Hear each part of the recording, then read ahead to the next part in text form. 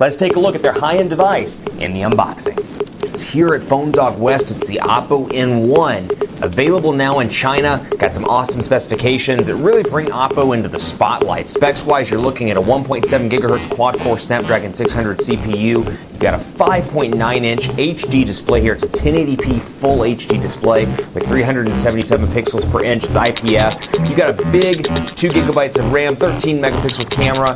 Really a nice device from a spec standpoint all around with Snapdragon 600 CPU. 13 megapixel camera, like I said, with obviously 1080p HD video recording capabilities. And what makes it really unique is the ability to rotate around. So instead of having a front and a rear-facing camera, you've got a rear-facing camera that's 13 megapixels that flips around to make a 13 megapixel front-facing camera as well. There are a wealth of goodies under the hood. We're going to get started in full unboxing. Thanks to Oppo for providing us with the unit, and also thanks to our partners at Best Buy Mobile for giving us devices kind of like Oppo, the N1 for use in our one-haul van to give us stuff up at Best Buy Mobile. But here's what the box looks like, and again, thanks to Oppo for providing a unit. Here is the phone itself, a big phone by all stretches of the imagination. 5.9-inch display, like I said, really a long device here. We'll take a look at that in just a second. I'm going to go ahead and go through the packaging here and see what comes out of the box. You can see manuals here as you would expect, SIM card removal tool. You got your Oppo quick guide, you got your Oppo Russian as well, not Oppo Russian instruction manual. We'll go ahead and put that stuff back in the box. You got your earbuds here as well, and then some goodies in this little box. This is what we've got here. You got an AC adapter module.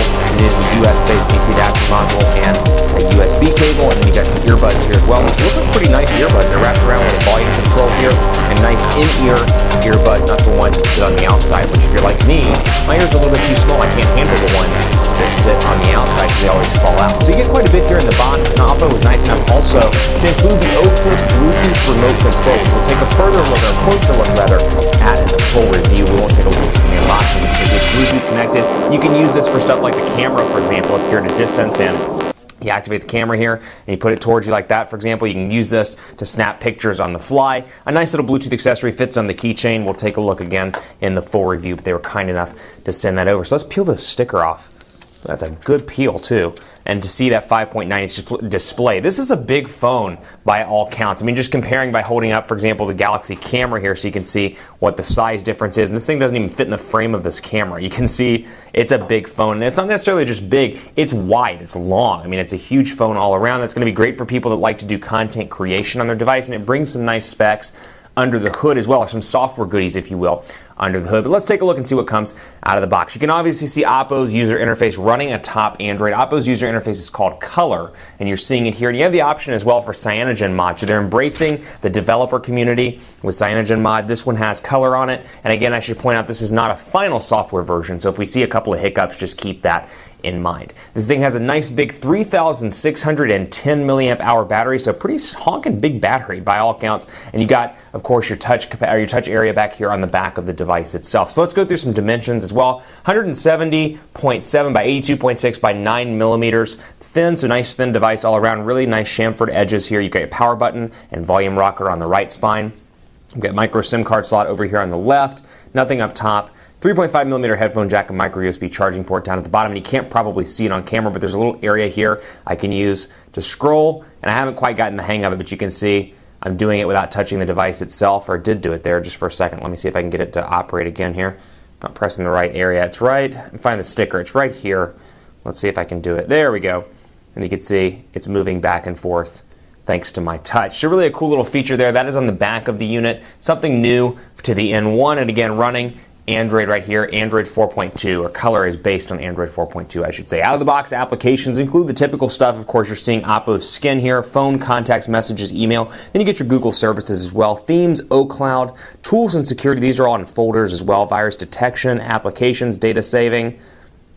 And I can sort those alphabetically if I want to. I've got capacitive menu, home, and back buttons down here at the bottom as well. And of course, here's what my notifications area looks like. I also want to show you the gesture panel here, which you can access just by swiping down. And of course, I can do something like a circle, for example, and I can ascribe that to something. Like when I draw a circle, activate the camera. When I draw a V, activate messaging. When I draw a Z, activate another application. So a nice little shortcut there. Instead of actually going to the camera app itself, you can do that. And of course, you've got your normal notifications area here as well with your shortcuts. And then you can scroll down to access more shortcuts like GPS sync, Bluetooth, airplane mode. Take a look at Wi-Fi, ring, screen rotation. I can easily access my settings right there. So general sound and display organized out here. We're taking a look at, again, this is my first time taking a look at this device itself as well. So wallpaper, lock screen pattern, sleep, auto rotate screen, and I've got, of course, this thing like I showed you on the back where I should be able to rotate between these and scroll up and down just like that without actually touching the device. So a cool little feature, takes some time to get used to, but you can see I'm doing that again without touching the actual display itself. Sound and display, and then of course auto rotate screen, all the typical stuff you would expect. Let's turn that battery percentage on. You know my love for battery percentages. And then holiday, festival wallpaper. Holiday wallpaper, it's about that time of the year I could use a holiday wallpaper, which is a cool little feature. But of course, themes here as well. There are online screen locks, local screen locks I can turn on, for example, card unlock or weather, or let's just do card, for example. Now it's being used, so I'll turn the phone off and back on just to see what it looks like. And there we go, a little bit of a different unlocking mechanism there. Let's see how we unlock. I don't know if I press and hold here or what the actual ordeal. I'll drag an icon to the bottom to unlock. Boom. I can do it just like that. So a couple of different unique features here. Interactive screensavers. I've got my general stuff here as well, all the typical stuff, mobile networks, Bluetooth, etc. And then of course sound stuff down here also. Let's take a look at the keyboard on this device. Messaging, 5.9-inch display. You can see this thing is relatively fast. You've got 2 gigabytes of RAM and again a 1.7 gigahertz CPU, quad-core Snapdragon 600 CPU. Here's what the keyboard looks like. And I can either swipe it, which obviously it is not picking up my words. We'll say, hey there, how are you? And I don't have autocorrect turned on either. So how are you doing? And you can see very heavily customized to Oppo's user interface here with a different look and feel, different send button. I can add people, etc.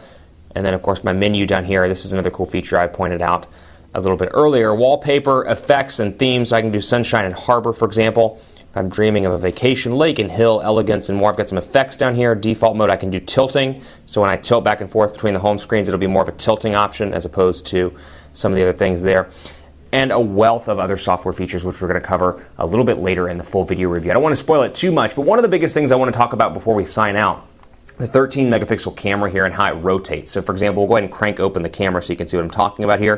13 megapixel shooter, obviously it's turned away from me. I can turn it up front like that, and then it automatically rotates. What's nice about this, again, is 13 megapixels right in the front of my face as opposed to dealing with some sort of 1.3 megapixel shooter or a 2 megapixel shooter. I've got a full 13 megapixel camera right here, and I can snap the picture just like that and then easily rotate back and forth. And with, of course, my added accessory here, I can use Bluetooth and be on the fly, and I can put the phone up like this and snap a shot if I wanted to, and use this to click it from afar. So really nice options here. They've got a nice little accessory ecosystem going. I'm excited to see how this performs not only in China, but perhaps, hey, in the US as well. Oppo's known for their DVDs and Blu-ray and things like that in the US. Maybe they can pick up some market share in the smartphone space. Keep it locked on PhoneDog.com. I'm on Twitter at PhoneDog_Aaron. Let me know what you think of Oppo's newest device, the N1. Let me know what features